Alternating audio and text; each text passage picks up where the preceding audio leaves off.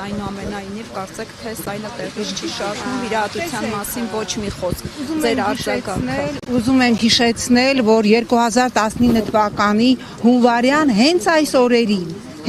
օրերին 44-օրյա հացադուլից հետո հյուծվելուց եւ անդառնալի առողջական խնդիրներ ձեռք բերելու արդյունքում մահացավ խմբագիր Մհեր Եղիազարյանը 22 թվականի հուլիսի 15-ին իմ աչքի առջև դատարանում մահացավ պրոդյուսեր Արմեն Գրիգորյանը եւ Արմենը ուներ առողջական խնդիրներ, որոնց մասին առնվազն քրեակատարողական հիմնարկի ղեկավարությունը տեղյակ էր։ 3 հրատապ Նարեկին հոսպիտալացրել են Էջմիածին բժշկական կենտրոն, որովհետեւ սրտի հետ կապված խնդիրներ է ունեցել։ Մենք գիտենք, որ Նարեկ ունի առողջական մի շարք այլ խնդիրներ եւս, որոնք ուղղակիորեն բոլոր են միջազգային կոնվենցիաներով, որոնց տակ դրված է Հայաստանի Հանրապետության ստորագրությունը, նաեւ ներպետական օրենսդրությամբ անհամատեղելի է կալանքը որպես պատիժ կրելու հետ, բայց նույնիսկ այս ամենը ես դնում եմ մի կողմ։ Մենք այսօր կանգնած ենք ՄԻՊ գրասենյակի առջև 11-րդ օրն է Նարեկ Սամսոնյանը հացադուլի մեջ է եւ մի տիկինը ոչ ինքը, ոչ արագ արձագանքման որևէ ջոկատ ՄԻՊ-ի անգամ 3, երբ որ հայտնի չէր, ինչ ընթացք է ստանալու Նարեկի առողջական վիճակը, չի այցելել քրեակատարողական հիմնարկ եւ բացարձակ որևէ տեղեկատվություն չունի Նարեկի վիճակի վերաբերյալ։ Ուզում եմ նորից հիշեցնել, որ Նարեկ Սամսոնյանը արդեն 65 օր է անազատության մեջ է Վազգեն Սաղաթելյանի հետ միասին։ Նարեկը օգտագործել է 1 բառ, հետույք բառ։ Ես եղել եմ ԵԽԽՎ-ում այն պատգամավորը, որ 2012 թվականին անձամբ եմ մասնակցել մշակմանը քաղաքական հանձնաժողովում քաղաքական բանտարկյալ ձևակերպմանը, որոնց 5 դրույթներով ես պնդում եմ, որ Նարեկ Սամսոնյանը քաղաքական կալանավոր է։ Այն, որ եվրոպական կառույցները, որոնց ժամանակին Նիկոլը Քնքշորեն անվանում էր Եվրո յոնջաներ, լռելու են եւ շարունակելու են լռել, ինձ համար այլևս հասկանալի է, որտեվ իրենք ունեն հստակ կանոն։ Նիկոլ Փաշինյանը իրենց համար այն իդեալական գործիքն է, որով իրենք իրենց բայի բեսպրավիլն են մղում մեր տարածաշրջանում Ռուսաստանի դեմ, բայց որ ՄԻՊ-ը, որի ղեկավարը կին է, որը հուզվում է, երգում է, մենք տեսնում ենք Աննա Հակոբյանի կազմակերպած կրթական ծրագրերին, ինչ որ հայրենասիրական երգեր է երգում, ինչ որ էմոցիոնալ հայտարարություններ անում, չի կատարում իր անմիջական պարտականությունը, որովհետև նրան թույլ է տրված չէ այցելել հացադուլի մեջ գտնվող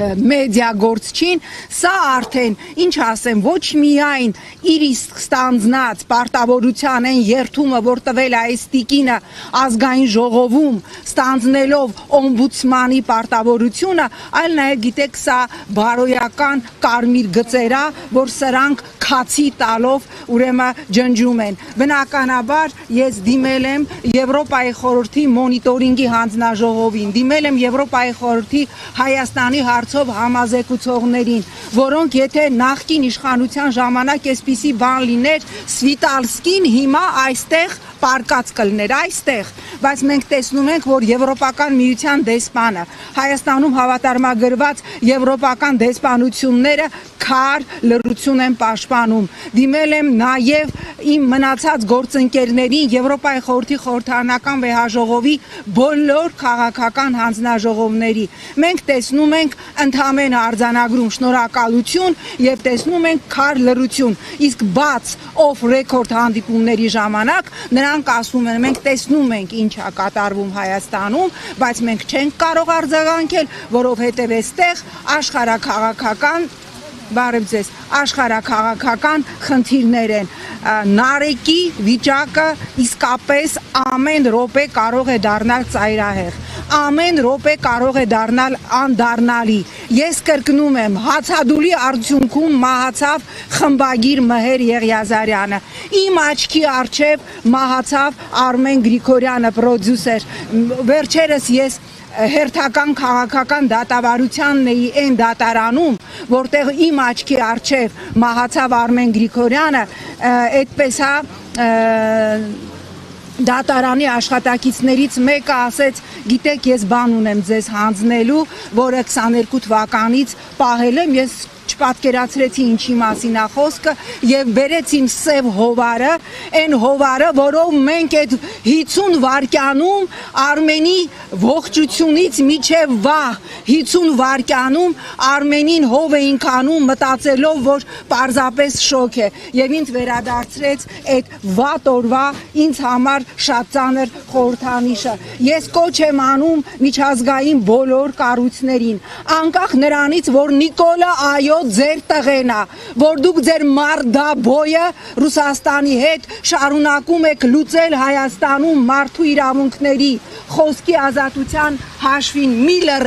մի լռեք, որովհետև մարդկանց կյանքն է այստեղ դրված, այստեղ դրված է իրապես այն արժեքների գնահատականը, որով մենք մշտապես հպարտացել ենք մտածելով, որ եվրոպական կառույցներում իրապես խոսքի ազատություն կա, իրապես կա մարդու իրավունք, չկա, չէ, մի լռեք եւ դիմում եմ բոլոր քաղաքական ուժերին, մի լռեք, նաև ես տեսնում եմ, որ այս ակցիաներին շատ այսպես ընտրովի ընդդիմադիր ճակատի գործիչներ են մասնակցում, դա ազնիվ չի, որովհետև վաղը Նարեկի, Վազգենի, Արմեն Գրիգորյանի, Մհեր Եղիազարյանի փոխարեն կարող է լինել մեզանից յուրաքանչյուրը։